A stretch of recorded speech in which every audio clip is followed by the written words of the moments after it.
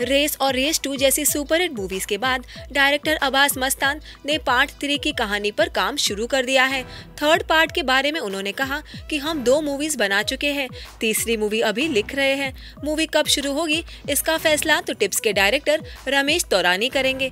उन्होंने ये भी कहा कि थर्ड पार्ट पर काम शुरू हो चुका है। फीस को लेकर सैफ अली खान के साथ चर्चा हो रही है।